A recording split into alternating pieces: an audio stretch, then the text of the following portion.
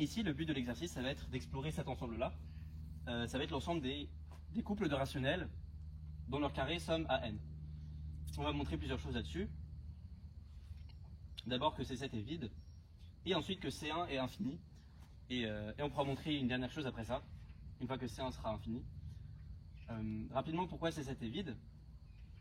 Parce que si j'ai un couple de rationnels tel que x carré plus y carré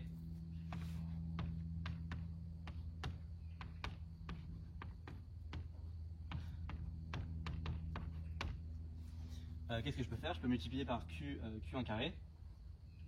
Et ce qui se passe, c'est que j'ai x carré plus y carré congru à 0 mod 7. Si je fais passer y de l'autre côté, avec x et y qui sont non nuls, par hypothèse, on est dans Q étoile, si je fais passer y de l'autre côté et que je divise par y carré, j'ai trouvé un antécédent à moins 1 pour la fonction carré. Donc j'ai trouvé que moins 1 était congru à a carré mod 7. Et ce qu'on connaît, les carrés modulo 7, enfin, on connaît en général pour un corps fini les carrés de FP, c'est ceux tels que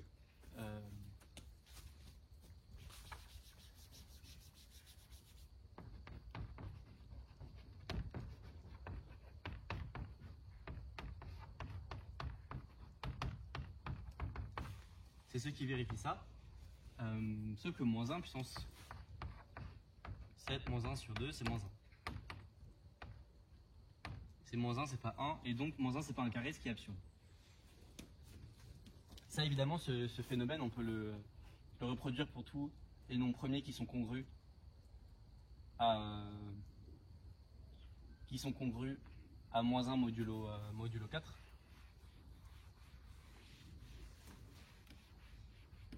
Ce qui montre que cet ensemble n'est pas toujours non vide.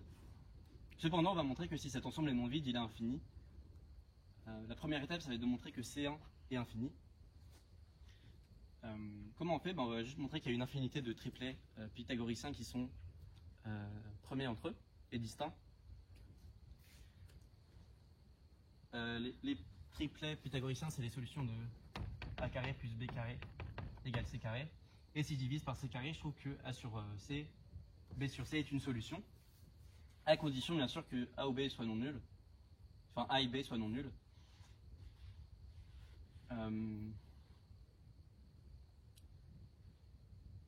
Comment on en trouve une infinité? En fait, on peut montrer que tous les triplets pythagoriciens ils sont de la forme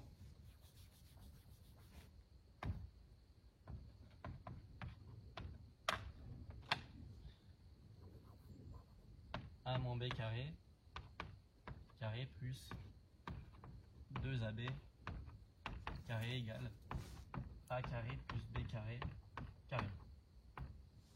Ok, on va pas montrer qu'ils sont tous de cette forme là, mais ce qui est sûr c'est que pour tout réel a et b, enfin pour tout entier a et b, ça c'est une solution. Et donc on a juste à choisir une infinité de couples AB tels que 2AB et A carré moins B carré soit de PGCD1. Parce que sinon on n'aurait pas vraiment conclu, bien sûr, parce que si j'ai un triplet et que je multiplie le triplet par un carré, j'ai un nouveau triplet, mais bien sûr il est lié au premier. Et quand je vais diviser ici par la formule, par C carré, je ne vais pas avoir un nouveau couple de rationnels. Donc il faut qu'on s'assure que on ait cette hypothèse-là. Et un truc qui va marcher, ça va être par exemple A égale 2 puissance K et B égale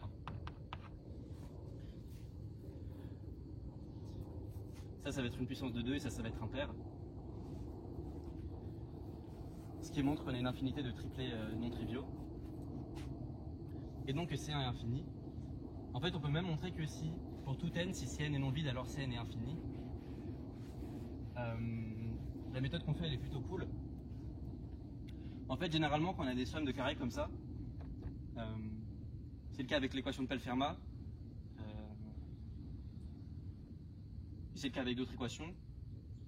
Enfin, non, pas même d'équations différentielles. En fait, ce qu'on aime bien faire, c'est faire apparaître une norme, passer dans Z, dans Q de I, Et en fait, on voit que ce qu'on calcule, c'est juste la norme au carré de...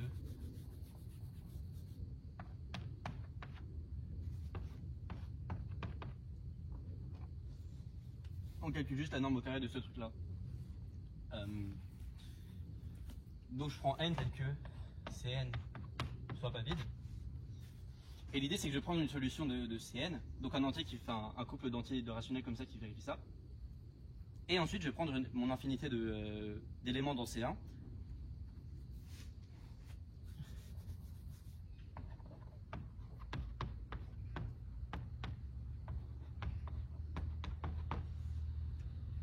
Et je vais considérer, moralement, c'est x plus i y fois a plus ib. On voit que la norme au carré de ce truc-là, comme la norme de a plus ib c'est 1, ça va encore être n. Donc si on calcule les coordonnées de ce produit-là, ça va encore être dans Cn. Maintenant, il faut vous assurer d'un truc,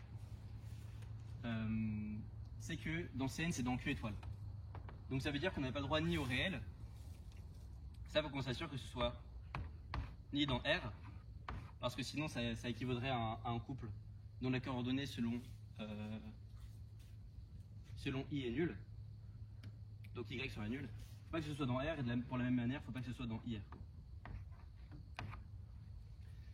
Sauf que les couples tels que ce produit-là, c'est dans R ou dans IR, c'est fini, parce que c'est l'intersection de l'ensemble des complexes de module n, de module racine de n avec les deux droites comme ça. Donc il y a au maximum 4 points.